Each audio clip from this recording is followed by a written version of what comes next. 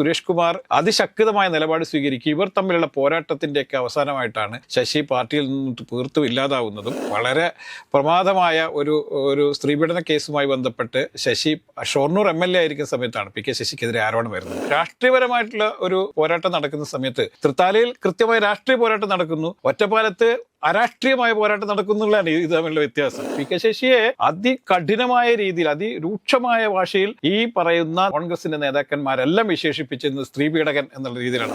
നമസ്കാരം. രാജേട്ടാ, നിയമസഭാ തെരഞ്ഞെടുപ്പിൽ പ്രധാനപ്പെട്ട മത്സരം നടക്കുന്ന 2 നിയോജക മണ്ഡലങ്ങളാണ്. ഒന്ന് ഒറ്റപ്പാലവും അതോടൊപ്പം തന്നെ തൃത്താലയും. തൃത്താലയിൽ വീണ്ടും MP രാജേഷും VT ബൽറാമും തമ്മിലുള്ള കനത്ത മത്സരമാണ് നടന്നുകൊണ്ടിരിക്കുന്നത്. അതോടൊപ്പം തന്നെ ഒറ്റപ്പാലത്ത് PK ശശിയും നിലവിലത്തെ MLA പ്രേംകുമാറും തമ്മിലുള്ള മത്സരമാണ്.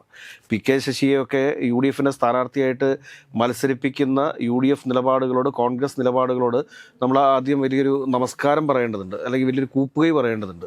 കാരണം സ്ത്രീവിരുദ്ധ നിലപാടുകൾക്ക് ഒപ്പമാണ് UDF എന്ന് തെളിയിക്കുന്ന രീതിയിൽ തന്നെയാണ് PK ശശിയുടെ ഒറ്റപ്പാലത്തെ സ്ഥാനാർത്ഥിത്വം എന്ന് ഉറക്ക വിളിച്ചു പറയാതെ ഒരു രാഷ്ട്രീയ ചർച്ചയും ഒറ്റപ്പാലത്തെക്കുറിച്ച് നടത്താൻ സാധിക്കില്ല എന്നുള്ളത് കൊണ്ട് തന്നെയാണ് ഈ ഒരു നിലപാട് പറയേണ്ടി വരുന്നത്. എങ്ങനെ നോക്കിക്കാണുന്നു ഒറ്റപ്പാലത്തെയും തൃത്താലയിലെയും മത്സരങ്ങളെ?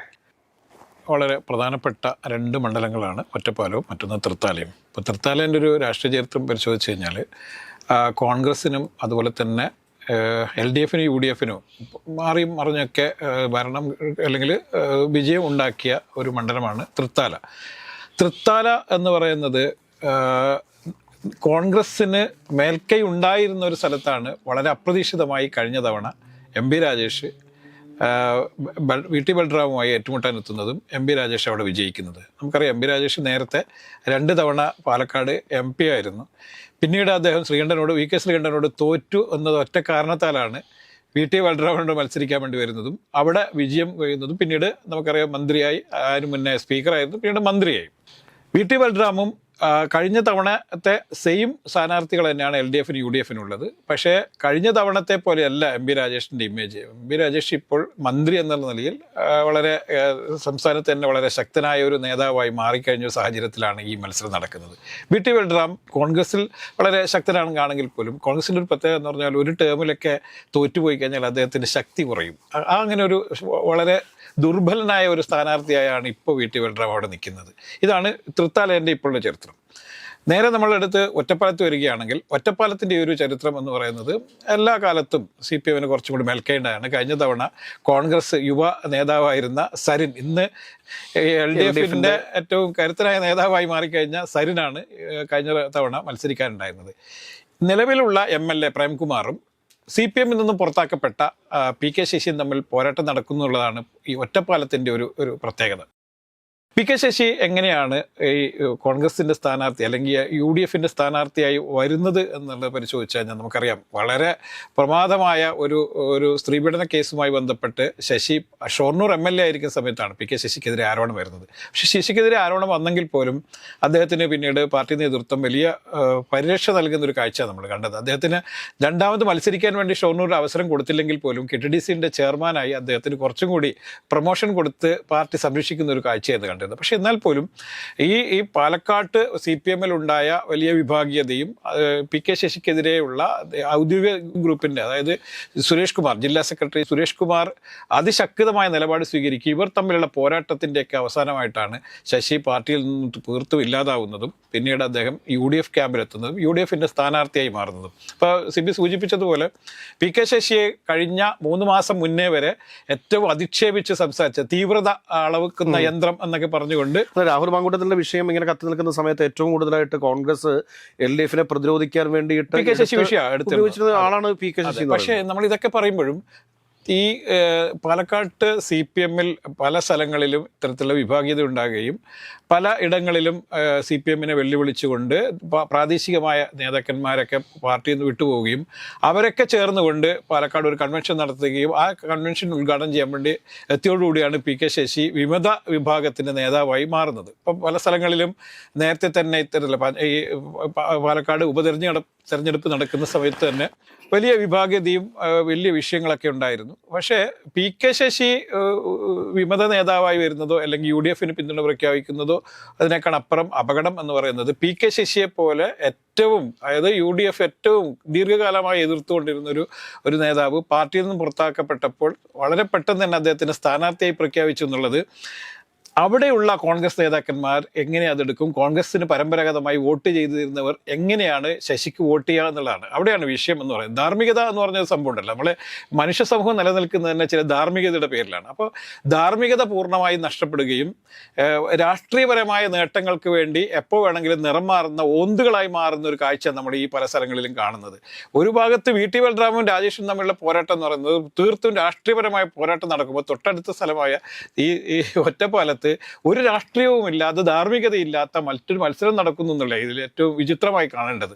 അപ്പം MP രാജേഷും ഈ VT ബൽറാമും മത്സരിക്കുന്ന സമയത്ത്, നമ്മൾ കഴിഞ്ഞ തവണ മത്സരിക്കുന്ന സമയത്ത് ഉണ്ടായ ഏറ്റവും വലിയ ചർച്ചാ വിഷയം എന്ന് പറയുന്നത് AKG അധിക്ഷേപിച്ചു എന്നാണ്. പാവങ്ങളുടെ പടത്തലവൻ എന്ന പേരിൽ അറിയപ്പെടുന്ന AKG നമുക്കറിയാം, അദ്ദേഹത്തിന് നെഹ്റു പോലും ആദരിച്ചിരുന്ന ഒരു വലിയ നേതാവായിരുന്നു. ഇന്ത്യ മുഴുവൻ ആദരിച്ചിരുന്ന നേതാവായിരുന്നു. കേരളത്തിന്റെ നിരവധിയായ സമരങ്ങൾക്ക് നേതൃത്വം കൊടുത്ത ഒരു നേതാവായിരുന്നു AKG. ഈ AKGയെയാണ് VT ബൽറാം അന്ന് വളരെ അധിക്ഷേപങ്ങൾ ചൊരിയുകയും അദ്ദേഹത്തിന് അവിടെ ഈ തൃത്താലയിൽ ഉണ്ടായിരുന്ന ഗ്രിപ്പ് നഷ്ടപ്പെടുകയും ചെയ്യും. അങ്ങനെയാണ് അദ്ദേഹത്തിന്റെ തോൽവി യാഥാർത്ഥ്യമായി എന്നുള്ളതാണ്. അത് ഒരിക്കൽ പോലും VT ബൽറാം തള്ളി പറഞ്ഞിട്ടില്ല. എനിക്ക് തെറ്റുപറ്റി, അല്ലെങ്കിൽ ഒരിക്കലും അത്തരത്തിലൊരു അതിശയവാക്കുകളാൽ AKGയെ അധിക്ഷേപിക്കാൻ പാടില്ലായിരുന്നു എന്നുള്ളത് ഇന്ന് വരെ തള്ളി പറഞ്ഞിട്ടില്ല. അതുകൊണ്ട് തന്നെ VT ബൽറാം ഇത്തവണ തൃത്താല കടക്കുക എന്ന് പറയുന്നത് അത്ര എളുപ്പമല്ല നമ്മളിൽ കാണാൻ. അല്ല, എനിക്ക് തോന്നുന്നു ബേസിക്കലി VT ബൽറാം എന്ന് പറയുന്ന ഒരു ഫേസ്ബുക്ക് താരം എന്നതിനപ്പുറത്തേക്ക് റീൽസ് താരങ്ങളും ഫേസ്ബുക്ക് താരങ്ങളൊക്കെ ആണല്ലോ പല യൂത്ത് കോൺഗ്രസ് നേതാക്കന്മാരും. എനിക്ക് അതിനപ്പുറത്തേക്ക് അത് എന്തൊരു ജനകീയമായിട്ടുള്ള കുറെ അഭിപ്രായങ്ങൾ പല വിഷയങ്ങളിലും ഇങ്ങനെ ഫേസ്ബുക്കിൽ കുറിക്കാറുണ്ട്. പക്ഷെ അതിനൊക്കെ അപ്പുറത്തേക്ക് ഏതെങ്കിലും ഒരു മുന്നണി പോരാളിയായിട്ട് പാർട്ടിക്ക് വേണ്ടിയിട്ടോ അല്ലെങ്കിൽ പാർട്ടിയുടെ സംഘടനാ സംവിധാനം കെട്ടിപ്പടുക്കുന്നതിനൊക്കെ ആയിട്ട് എത്രത്തോളം VT ബൽറാം മുമ്പോട്ട് വന്നിട്ടുണ്ട് എന്നുള്ള കാര്യം കൂടി പരിശോധിക്കപ്പെടേണ്ടതുണ്ട്. അത് കൂടാതെ തന്നെ VT ബൽറാമും അതോടൊപ്പം തന്നെ ഷാഫി പറമ്പിലും തമ്മിലുള്ള ഒരു അനൈക്യം എന്ന് പറയുന്നത്, അല്ലെങ്കിൽ ഒരു ഗ്രൂപ്പ് പോലെ എന്ന് പറയുന്നത്, പരസ്പരം പുറമെ അവർ കെട്ടിപ്പിടിക്കുകയും ഉമ്മ വയ്ക്കുകയും ഒക്കെ ചെയ്യുമെങ്കിൽ തന്നെ തല്ലൊക്കെ നടന്നിട്ടുണ്ട്. അതെ, തല്ലടക്കുകയും VT ബൽറാം ഓടി രക്ഷപ്പെടുകയൊക്കെ ചെയ്തെന്നുള്ളത് നമ്മൾ പറഞ്ഞുണ്ടാക്കിയല്ല, അതെല്ലാം മാധ്യമങ്ങളിൽ വന്നതാണ്, അതിന്റെ വീഡിയോ വന്നിട്ടുള്ളതാണ്. അപ്പൊ ഞാൻ പറഞ്ഞത് അങ്ങനത്തെ ചില ഗ്രൂപ്പ് വൈര്യങ്ങളും ഇതിനകത്തുണ്ട് എന്നുള്ള കാര്യം നമ്മൾ കാണാതെ പോകരുത് എന്നുള്ളതാണ് വസ്തുത. ഏതെങ്കിലും എനിക്ക് തോന്നുന്നില്ല, കാരണം VT ബൽറാം ഇപ്പോൾ MP രാജേഷ് എന്ന് പറയുന്ന മന്ത്രിയോട് അല്ലെങ്കിൽ മുൻ പാലക്കാട് MP-യോട് മത്സരിക്കാൻ വേണ്ടിയിട്ടുള്ളൊരു ശക്തിയുള്ള ഒരു നേതാവാണ് എന്നെനിക്ക് തോന്നുന്നില്ല. പക്ഷെ ഇതൊക്കെ പറയുമ്പോഴും VT ബൽറാം 2 തവണ അവിടെ മത്സരിച്ച് വിജയിക്കുകയും നിയമസഭയിൽ അത്യാവശ്യം മോശമല്ലാത്ത പ്രകടനങ്ങളൊക്കെ കാഴ്ചവെക്കുകയും ചെയ്ത MLA എന്നുള്ള രീതിയിൽ ചെറുപ്പക്കാരനോടുണ്ടാവുന്ന ഒരു താല്പര്യം. അതെ, അദ്ദേഹത്തിന് തീർത്തും നമുക്ക് തള്ളി പറയാൻ കഴിയില്ല. അദ്ദേഹം വിജയിക്കാനുള്ള സാധ്യത ഇല്ല എന്ന് നമുക്ക് പറയാൻ പറ്റില്ല. പക്ഷേ എങ്കിൽ പോലും രാഷ്ട്രീയപരമായിട്ടുള്ള ഒരു പോരാട്ടം നടക്കുന്ന സമയത്ത് തൃത്താലയിൽ കൃത്യമായ രാഷ്ട്രീയ പോരാട്ടം നടക്കുന്നു, ഒറ്റപ്പാലത്ത് അരാഷ്ട്രീയമായ പോരാട്ടം നടക്കുന്നുള്ളതാണ് ഇത് തമ്മിലുള്ള വ്യത്യാസം. അതാണ് ഞാൻ പറഞ്ഞത്. അവിടെ കൃത്യമായിട്ട് MP രാജേഷ് എന്തെങ്കിലും കാരണമാൽ MP രാജേഷിന് തിരിച്ചടി കിട്ടുകയാണെങ്കിൽ അത് MP രാജേഷിന് മാത്രമുള്ള തിരിച്ചടിയല്ല, കേരളത്തിലെ ഇപ്പോഴുള്ള പിണറായി സർക്കാരിനെതിരെയുള്ള ഒരു ജനങ്ങളുടെ പ്രതികരണം എന്നുള്ള രീതി നമ്മളിൽ കാണേണ്ടതുണ്ട്. അതേസമയം ഒറ്റപ്പാലത്തെ സ്ഥിതി അതല്ല. ഒറ്റപ്പാലത്ത് ഓന്തു രാഷ്ട്രീയത്തിനെതിരെയുള്ള വിലയിരുത്തലായിരിക്കും ജനങ്ങളുടേതെന്ന് നമ്മളിൽ പറയേണ്ടത്. അതുകൊണ്ട് പി.കെ. ശശിയെ സ്ഥാനാർത്ഥിയാക്കിയിട്ട് ഒറ്റപ്പാലം പിടിച്ചെടുക്കാൻ വേണ്ടിയിട്ട് UDF നടത്തിയ ശ്രമങ്ങൾ, ഇപ്പൊ വേണമെങ്കിൽ നമുക്ക് ഒറ്റപ്പാലത്ത് സന്ദീപ് വാര്യരെ മത്സരിപ്പിക്കാമായിരുന്നു. അത്തരത്തിലുള്ള ഒരു രാഷ്ട്രീയ സാഹചര്യം അവിടെ ഉണ്ടായിരുന്നല്ലോ. തീർച്ചയായും സന്ദീപ് നിന്ന് കഴിഞ്ഞാൽ കുറച്ചും കൂടി രാഷ്ട്രീയപരമായ ഒരു ഇതുണ്ട്.